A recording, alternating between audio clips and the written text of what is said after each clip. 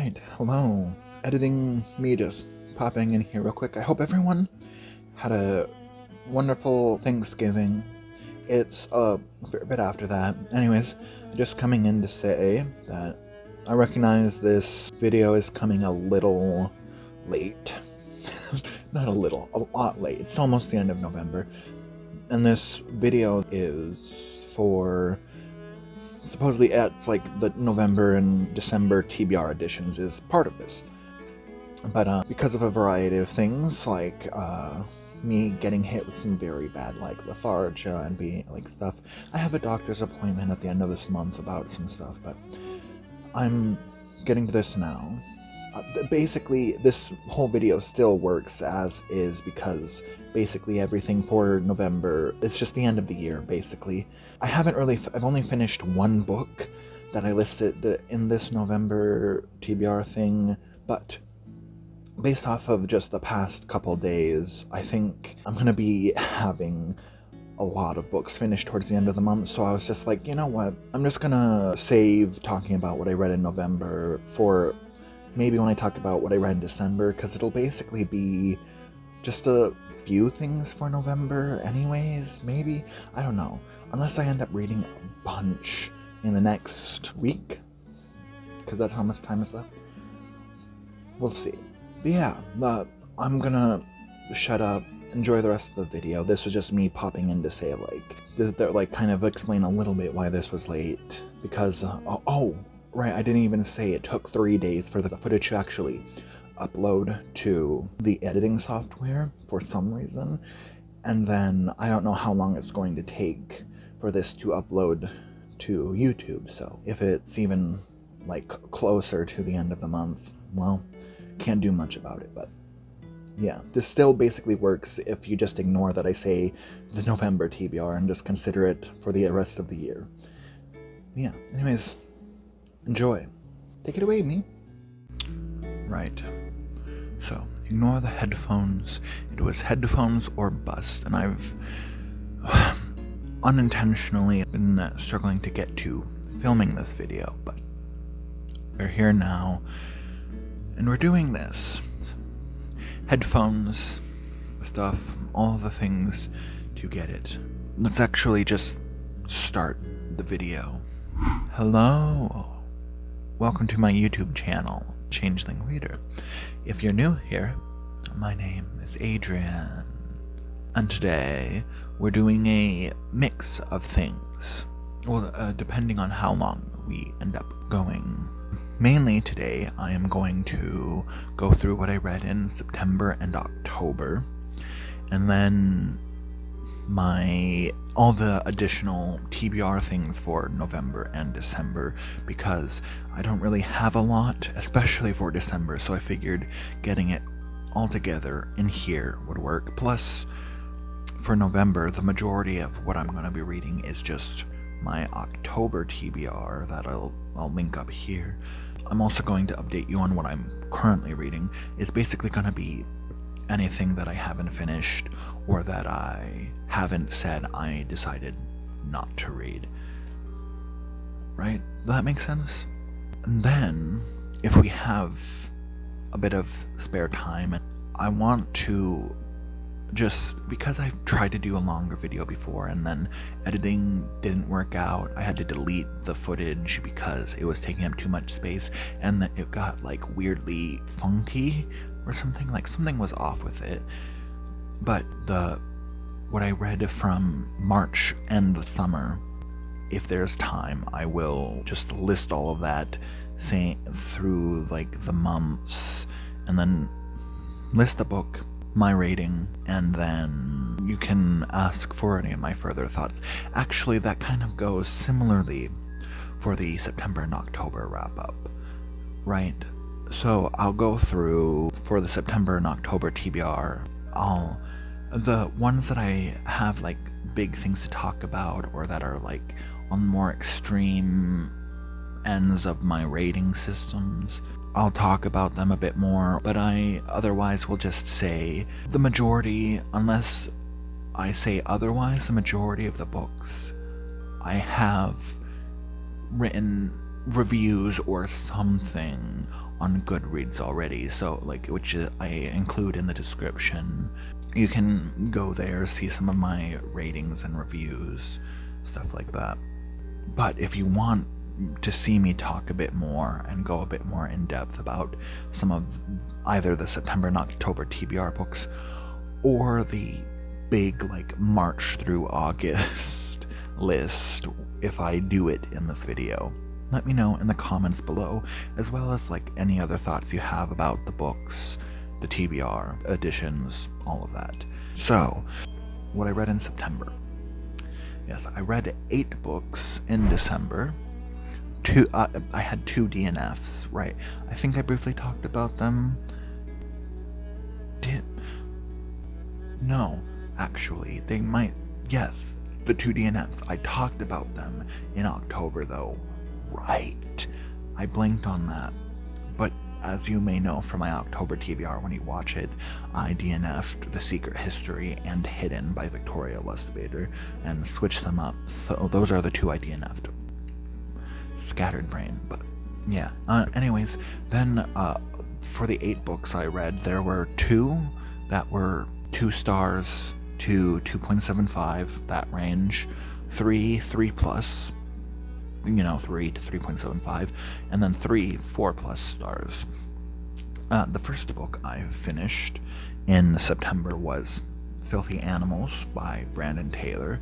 This was not the best. It's a collection of short stories, right? And I gave it 2.25 stars. Honestly, the only part that I really got like interested and invested was the lesbians. Like, I was like, oh my gosh, this is so interesting, and like the emotions of it and how he wrote it.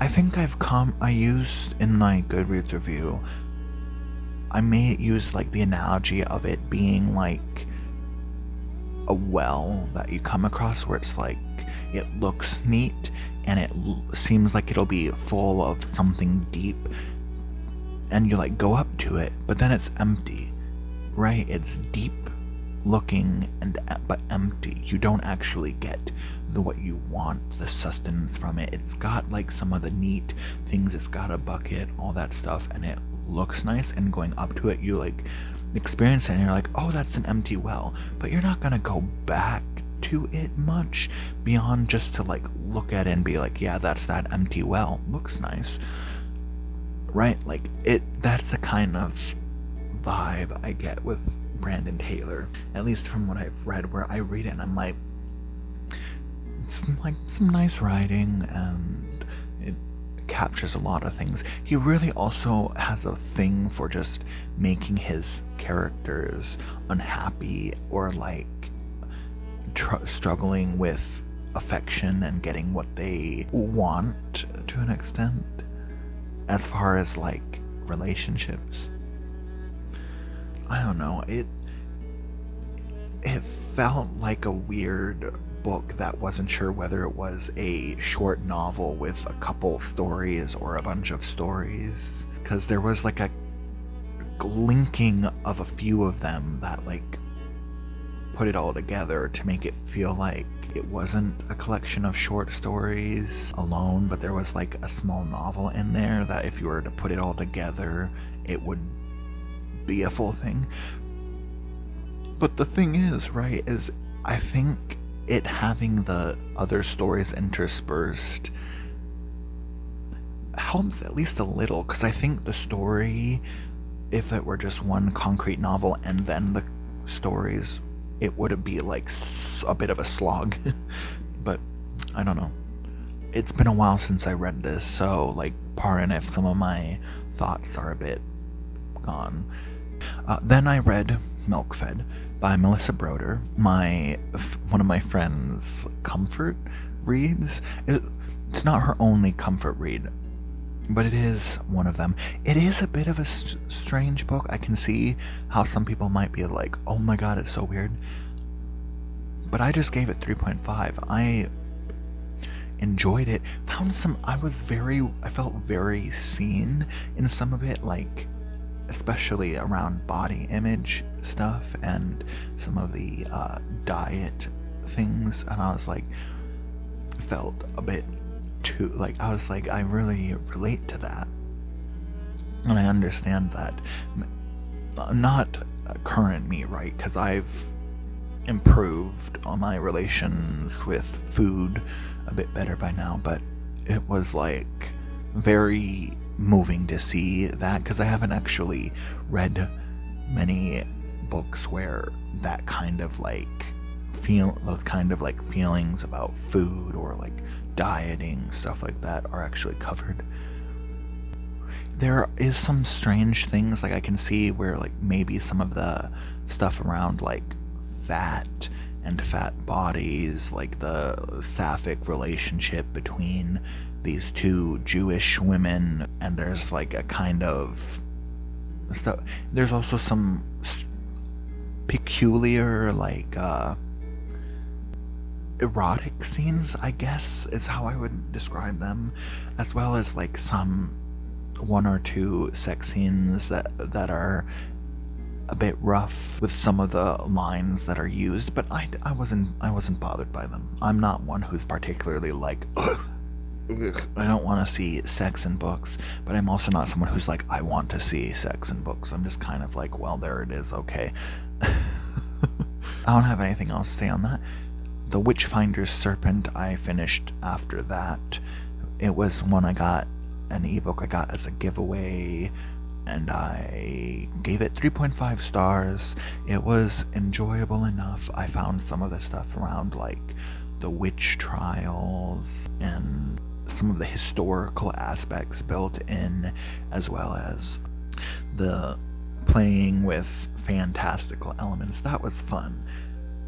But there's also a lot of stuff that I was like, plot conveniences, some missing emotions, just straight up. Like, they're true brothers, right? They've recently lost their father, so they're like, the only family they have left is each other, and technically an aunt that they move in with, but they barely know her, right? One of the brothers causes the other to get insanely hurt to the point that it's like painful. No guilt.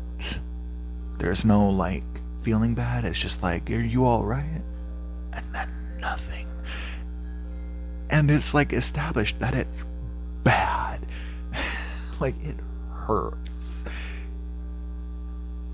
And I was like, what? How does he not feel bad? It's a younger brother, but he's still like old enough to be feeling guilt or like that sort of thing. There's just like so many times where I was like, where is the emotions? Where is the like anger? Because the older brother, he doesn't get angry at his father. He doesn't get like upset or feel guilty about some of the stuff he does, but then he feels guilty about different things. So there's like aspects where it's like, it's not like the author intentionally left out emotions for younger readers, because there's emotions, those same emotions brought up, and heavier content brought up. But there's times where it's like, there really should be an emotion there, or like something going on there, and it's not there. Or sometimes I'm like, why? That's just literally plot convenience. Oh, my leg fell asleep. Hold on. For now, we're gonna move on, because I am utterly blanking on what I just said, and if I try to remember, this video won't get done. After The Witchfinder's Serpent, I ended up reading the first two books in the Keys to the Kingdom series, Mr. Monday and Grim Tuesday. I rated Mr. Monday 4 stars and Grim Tuesday 4.25 stars. I really liked it. It's a fond revisit so far. I don't know that I have a whole lot to say, or even had a whole lot to say when I finished. It's just like comfy rereading. It's pretty much as good as I remember, right? Like, there's not nostalgia coloring it much, you know? The thing I will say though is I came across a review. I can't remember if it was for Mr. Monday or Grim Tuesday, that talked about how the books are generic and unoriginal or something like that, and I was kind of like, I kind of want to know what other books are like this series, because I like this series still, at least as far as I've read. Who knows, the ending could be trash, I don't know. I remember being a bit about the ending, but I still really like the series. But yeah, so like, if anyone knows any books like those, feel free to let me know. I'd love to read more. Anyways, after that, I read the short story collection I Hold a Wolf by the Ears by Laura Vandenberg. I gave this 2 stars. I was not a fan. I mean, there was a lot of potential to the stories, right? Because a lot of it is around like women's struggles, grief, loss, some stuff like that. But there's just, I can't word it as well right now, but I think my review on Goodreads did a pretty good job of getting my thoughts. But there's like a level of, sometimes it feels like stuff could be cut out, or some stuff needed to be added in to me. Like, there's also just the aspect of a lot of the main women characters. It's like, yes, they're going through these struggles, but also they're garbage people.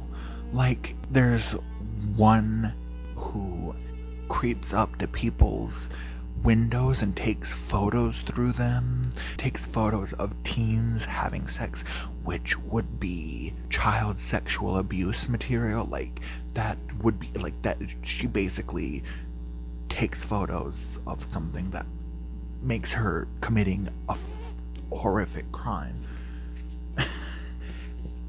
And then there's others where it's just like, there was a couple that I was like, interesting, I wish there was a bit more. And then there was somewhere it's like, it's pretty uninteresting. I don't know. I just wish it was done a little better, some of the stories, because some of that I was just like, didn't land right, I guess. And it got to the point where I was writing in it, a lot of it just fell flat. I need to stop trying to think more about it, because otherwise this is a part of why me doing wrap-ups will take so long. But anyways, after Midsummer Night's... nope, that's wrong. After I Hold a Wolf by the Ears, I read A Midsummer Night's Dream, which I gave 4.25 stars. Honestly, I was really glad to read this, especially after having come to be a fan of some of the aspects of it that are included in the D&D actual play, The Unsleeping City, where they have a part of it that references this a lot. And it was fun to see the original and some of the references that I didn't even realize were actually referencing it, and that was fun.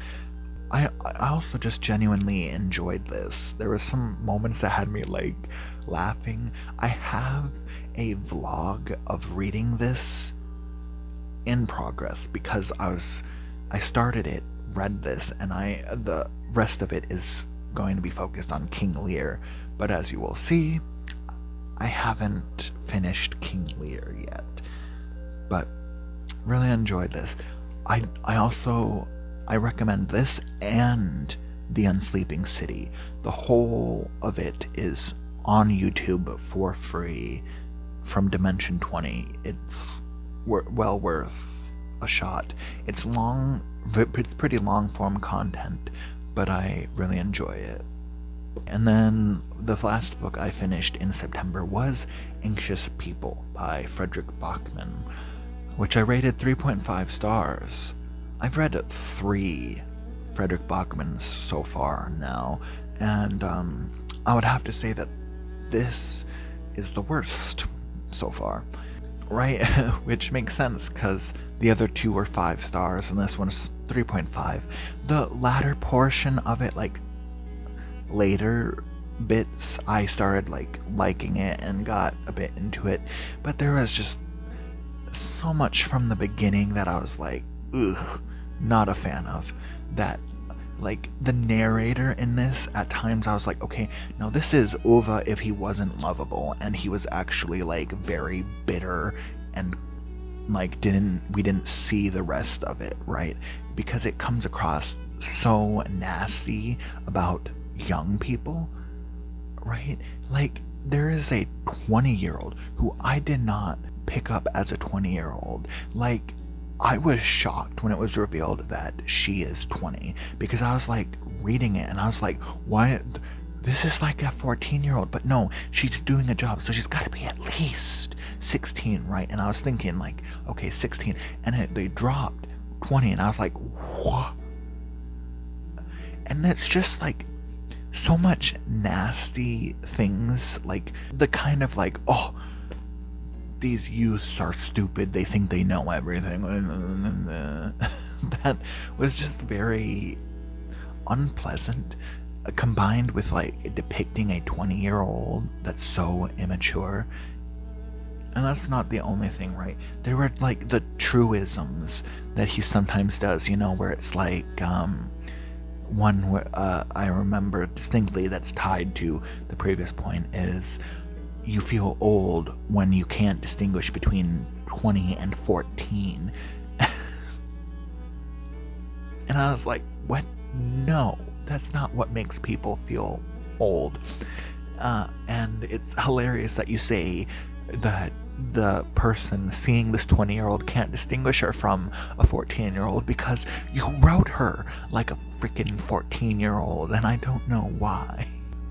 Considering this book came out when I was 18 and I almost read it when I was 20, I would have had an even worse impression, because it is very insulting towards people around that age.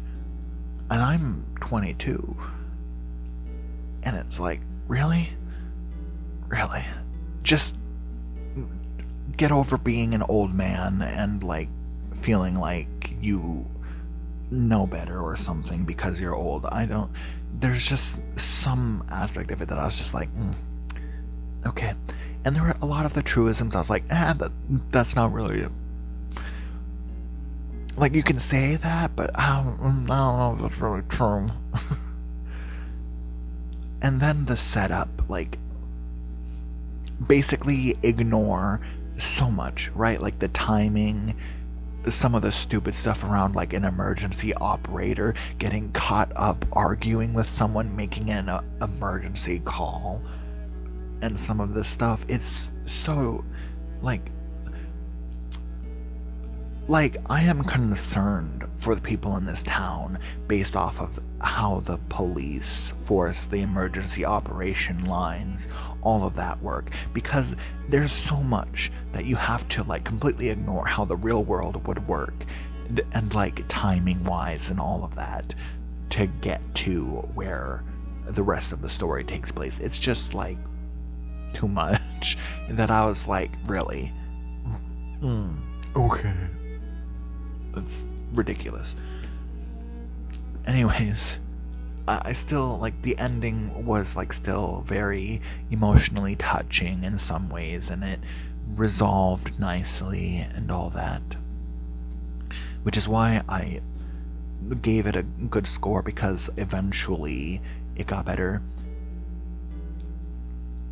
And then, like, I don't know, maybe, like, the beginning was just rough in writing this, and it didn't get helped by the editing or something, because especially the 20-year-old character, she acts different at the end, which doesn't make sense. Like, this character is kind of stupid and so immature, and there's like throwaways about like gender stuff that seems a bit pointed, and it was just like, really?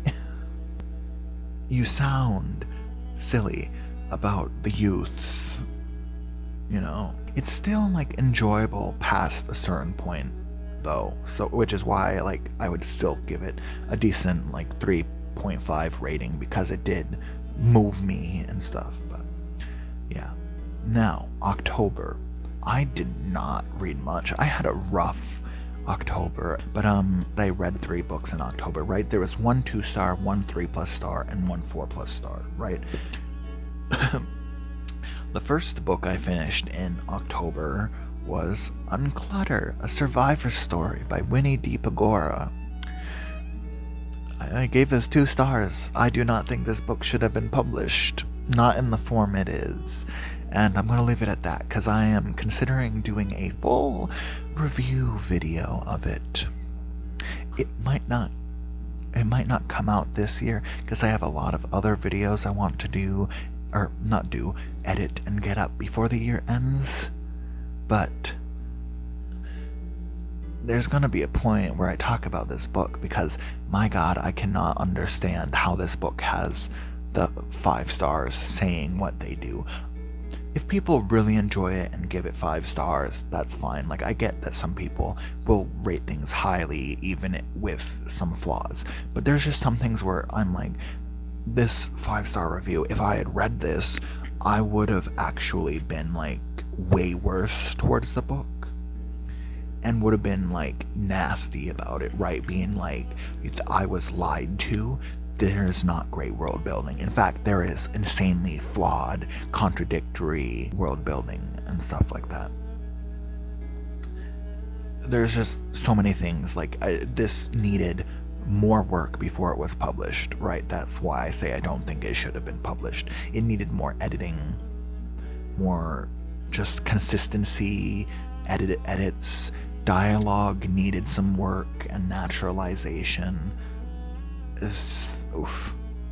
But that said, the second book I read in October was Jurassic Park by Michael Crichton. I really enjoyed this. Gave it 4.25 stars. It made me want to read the next book as well as watch the movies again. It had some of the iconic scenes as well as having some more of the fun stuff. I didn't go in expecting it to be like 1-to-1, but I think the movies did an excellent job of capturing this.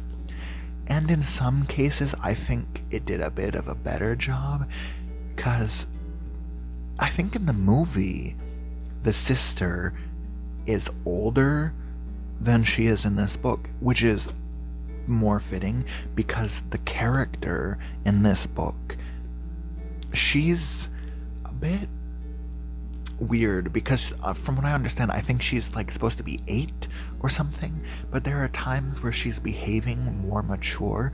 So you can see it even in my Goodreads review where I was like, actually I'm not sure if she was the younger or the older sister now, and I had to double check because of the way her in particular, like the way she was depicted, it was just it didn't click right. But it was still really good, and there was some cool aspects, like them going to see the velociraptors and them attacking the fence. Some of those little things at the beginning, that was neat, as well as some of the other stuff. There's still some really cool stuff and scenes included in this, including a bit more like nuance to what the dinosaurs are like compared to the movies, where they're more like a lot of just lizards and stuff, sort of thing. But it's still like a really good adaptation, I would say, of the movie. There is some stuff from Ian Malcolm in this that I will revisit because it kind of made me rethink some stuff and has actually played a part in me like working towards changing my life, weirdly enough. Like one of his lines about fractal images where a day is a week, is a year, is a lifetime sort of thing. And then the last book I finished was The Strange Case of Dr. Jekyll and Mr. Hyde by Robert Louis Stevenson. I enjoyed this, but also like partly just because it stimulated a part of my brain that was thinking about like how you can read Mr. Hyde and like the situation in terms of like neurodivergence or like men suppressing their emotions, and like it basically stimulated my English major brain, and now I kind of want to like maybe reread it and do some like essay on it in reading it through like neurodivergent masking or emotional suppression and how that can have dangerous consequences and stuff, like playing with that a bit. Obviously there'd be a bit more nuance and like some clarifications because it is established in it that people are like, oh yeah, Mr. Hyde's evil, though you don't really see that until he like causes harm, and that happens for a specific reason. Anyways, I figured I would also tell you what I'm currently reading because I started them and they're going to be in the TBR, whatever. I have The Boston Strangler, King Lear, Jonathan Strange and Mr. Norrell, and The Picture of Dorian Gray that are all in progress, right? Alright, so that is all of the wrap up and what I'm currently reading. Sorry to be getting a bit hectic there with the currently reading, but I am running out of space on my phone. I have a few minutes left, so we're going to go through this pretty quickly, right? The TBR editions, right? Because I have just 7, but first 5 for November. Starting with the Buzzwordathon and Read Your Bookshelf Challenge prompt fillers, right? Because Buzzwordathon is good. Finding a book with good in the title was pretty difficult because I only have really a good man is hard to find, and I read that already this year. But the ones that I was looking at are good strategy, bad strategy. Oh, I can't remember the authors' names, but I'll include pictures here, right? So it's good strategy, bad strategy, or good habits, bad habits. Funny how they share that same structure for a title. Yeah, then the Read Your Bookshelf Challenge pick is supposed to be a different time period of the October read, which is, I have it here. It's the one I have in progress. It's The Boston Strangler, right? Now this is set in the 1960s, right? That's when the stuff occurred. I picked one that would be more general and wouldn't be covering like a specific timeline, but I figured it still fits because it's not going to be set in the 60s. It kind of covers things, right? So I picked The Botany of Desire by Michael Pollan because I've been wanting to read it, and it's November, so like a nonfiction seems a good idea. Then after that I have The Legend of Sleepy Hollow.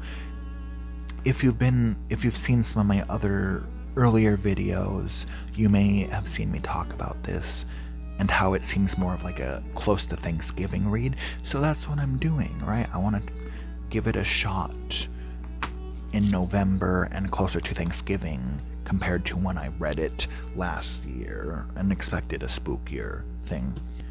Lastly, after that, for the Read a Rid project, because I need to read pretty much one a month, I have The Office of Historical Corrections, a novella and stories by Danielle Evans. Okay, I did decide that, as I mentioned, in my October TBR, I believe I said that Hidden may be more of just a temporary DNF. I decided to save it, push it to next year, so I will be instead reading Cycler in the next 2 months, but it's not in any specific TBR. Okay, finally, the December TBR options with just the final 2 books of this TBR for the Buzzwordathon and Read Your Bookshelf Challenge, because one of them is also a Read a Rid project read, and it all conveniently works, right? Because the Read Your Bookshelf Challenge one is page count within 20 pages of The Botany of Desire, right? And the Botany of Desire is 245 pages, and Birth of the Firebringer, which is the one I decided on, is 234 pages, so it is within 20 pages, and it is a Read a Rid project book. Perfect, right? And then finally for Buzzwordathon, the prompt is sound related. And conveniently, my Christmas tradition of reading A Christmas Carol on Christmas perfectly fills that. So that'll be the plan. Alright, so I don't know if you can tell based off of the sudden appearance of these and the quick cut, but something odd happened. I thought I was entirely out of space. And then, in a vain attempt to try to record like the last section of my outro, my phone was like, oh yeah, you have 20 more minutes of footage you can film. Or 19 now, I guess, because I kind of futzed a bit and panicked. But with that, we're gonna try to go through that whole list then. So I'll just say how many books I read each month and then show them to you. Maybe briefly share once or twice why I was reading them. I'm not gonna do what I tried to do in my big summer wrap-up vid where I say where the books fit in the summer book bingo that I participated in. But I will include the final board at the end, just for the heck of it. Or I will have at some point a empty one and a filled one next to each other so you can see where I ended up putting them. That makes sense? Okay, let's go. This is gonna be hectic because I have to try to get through it fast because I have, 42? I have 42 books here that I read from March through August, right?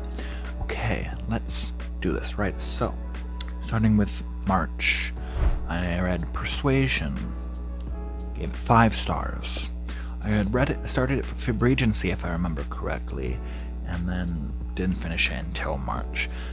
Then I did a 24-hour readathon with some friends, the video for which I need to edit, but in that I ended up reading Where I Stand, On the Signing Community and My Deafblind Experience by John Lee Clark, which I gave 4.25 stars. After that, I read James and the Giant Peach, which I gave 3 stars. And then the last book I finished in the 24-hour readathon was Ethan Frome, which I gave 4.25 stars. Ethan Frome by Edith Wharton. And I did not say the author. Right, and then I had started, and then later in March, I finished Deception Point by Dan Brown, which I gave 4 stars. Then the last book I finished in March was Dandelion Fire by N.D. Wilson, which I gave 4.25 stars. Okay, then there's 3 books I read in April, right? The first being The Chestnut King by N.D. Wilson, which I had briefly started in March and finished close to the beginning of April. I gave this I go back and forth between 4.75 and 5 stars. I don't know, it hit me really well. Then with Beautiful Minutia, I buddy read Barchester Towers by Anthony Trollope, which I gave 4 stars. And the last book I read in April was Piranesi by Susanna Clark, which I gave 3.5 stars. Okay, and then I read 3 books in May. The first being while I was still at college, and that was Harriet the Spy, which I go back and forth between 1.75 and 2 stars. And then I read Grey Wolf by Rutherford Montgomery. Oh my goodness. And I gave that 4 stars. And then the last book I read was for Ellen Montgomery, which I gave 3 stars. What? It was Kilmeny of the Orchard by Ellen Montgomery, in case that's not clear, by Ellen Montgomery, and I gave it 3 stars. So, in June, I ended up reading 9 books total. For a mix of things, right, this is when Summer Book Bingo started. Not gonna say anything about that. It was also Pride Month, so I think I have some books for that as well. But let's just go through these, right? So the first one I finished was Disability Visibility, as first-person stories from the 21st century, as edited by Alice Wong. I gave this 4.75 stars. Then I finished Rising Out of Hatred, The Awakening of a Former White Nationalist by Eli Saslow, which I gave 5 stars. After that, I finished The Gentleman's Guide to Vice and Virtue by Mackenzie Lee, which I gave 3 stars. Then we have one that I did not rate, will not rate, because it's Singin' Creek, Where the Willows Grow, The Mystical Nature Diary of Opal Whiteley, with a biography and an afterword by Benjamin Hoff. I mean, I really loved this, right? This is an important book to me now. I wouldn't rate it though, because it's a policy I have not to rate people's autobiographies, diaries, basically any kind of autobiographical works, right? Memoirs for the same thing, right? Like I didn't rate Jeanette McCurdy's I'm Glad My Mom Died, because it feels a bit weird to rate someone's telling of their life or stuff about their life, because then it's kind of like, did you do a good job telling your life? Did you live a good life? That sort of thing. It's just weird for me. Other people, I don't care if they rate, but for me it's just like I don't want to. But yeah. Then after that, because I needed some lighter reads, I picked up Strange Planet by Nathan W. Pyle, which I gave 5 stars because it gave me exactly what I was looking for, and I really enjoyed it. After that, I read For You by Mona Kabani. I like this. I gave it 4.5 stars. Then I picked back up and finished The Shadow of the Gods by John Gwynne, which I gave 4.5 stars as well. And then after that, I ended up DNFing Forbidden Fruit by Erica Spindler, and An Unexpected Kind of Love by Hayden White? No, Hayden Snow? I don't know, I'm blanking on the author's name. After that, I then read The House in the Cerulean Sea by TJ Klune, which I gave 4.5 stars. Then the last book I read in June was Scorpionfish by Natalie Bacopoulos, and it got a 2-star. Then July was, in terms of amount of books read, my worst month of the year, I'm gonna say, because I read only one book, or finished only one book in July, and that was Washington's Gay General by Josh Trujillo.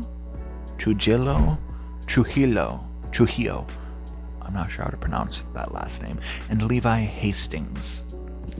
I went from one book to 20 books. I read 20 books in August. So let me grab those, or move them over here quick. Alright, okay. So the first book I finished in August was The Dragon Reborn by Robert Jordan, which I gave 3.5 stars. Then I read Legends and Lattes by Travis Baldree, which I gave 5 stars. Then I finished Middle Ground by Ursula Zelinsky, which I gave 3.75 stars. After that, I read a book called Lord of Eternal Night by...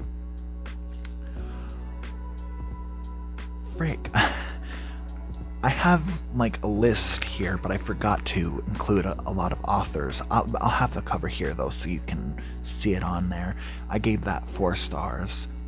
After that, I read Breach of Peace by Daniel B. Green, and I gave that 3.25 stars. After that, I read... You know what? I'm gonna stop saying after that, right? Because you know now that it was in the order I read them.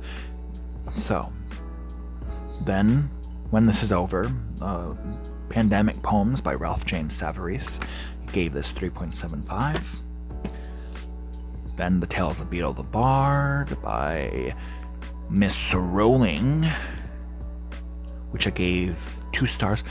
No, actually, that's wrong, because I read Warbreaker in between. I just don't have the physical copy with me because I lent it to my mother. Right. I looked away from my notes for just a second, But yeah, I gave Warbreaker 4.75 stars, and I gave The Tales of Beetle the Bard 2. Then there was Less by Andrew Sean Greer, which I gave 2.5 stars. After that, Heartlight by T.A. Barron, which got 3.75. Then Sweetie, Squeeze Your Cheeks, You Don't Know How to Be a Mom, whatever, by, I don't care. This is one I don't care if I forgot the author's name because I'm very unimpressed with her. But I gave this one 2.25 stars. After that, I read The Dragon's Bride by Katie Roberts and gave it 4 stars. After that was The Lightning Thief by Rick Riordan, which I gave 5. Then Neurotribes, The Legacy of Autism and Future of Neurodiversity by Steve Silberman, which I gave 5 stars. Then The Velveteen Rabbit, which I gave 5 stars, by Marjorie Williams and William Nicholson. That. Then The Tale of Peter Rabbit by Beatrix Potter, which I gave 4 stars. Then The Epic of Gilgamesh, which I gave 3.5 stars. Then When the Wind Blows by James Patterson, which I gave 2.25 stars. Then The Deep by Nick Cutter, which I gave 2.75 stars. And finally, 2-Minute Mysteries by Donald J. Sobel, which I gave 3.5 stars.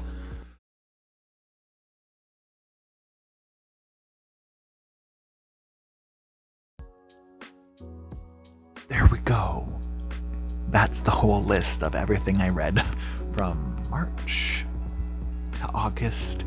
And now you have everything from March. You have the full year now of everything I've read so far, or finished so far, I should say, as well as some DNFs, I guess. Yeah. But yeah, if you have any questions about especially any of the ones that I just quickly went through for March through August, let me know. I may do in-depth reads, or some of my 5-star ones I may reread and then do reviews, right? Because it's very good. But yeah, if you have any questions about any of the books, want to know more of my thoughts, you can ask in the comments below for a video, or go to my Goodreads, which is in the description below, and the majority of the books have reviews. Right, I didn't say which ones didn't. Okay, it's been a while, but I believe The Witchfinder's Serpent and Unclutter, A Survivor Story, both don't have like complete reviews because I did not have the brain space to do them. And there might be one other one, but the rest should have like at least some thoughts there. Yeah, but otherwise, if you want to see me actually talk more about them, I can do that. Just let me know in the comments below, okay? Other than that, make sure to comment about any of the books I've mentioned here if you want to hear about them, have your own thoughts, like, whatever comes to mind, you know. Don't feel obligated though. I just look forward to engaging with my viewers. Yeah. So, yeah. Comment, like, subscribe, hit that bell, I guess. I don't know. It feels weird to do the whole YouTubers spiel. Anyways, that's all for me. I'll see you soon in the next video. Much good reading be upon you.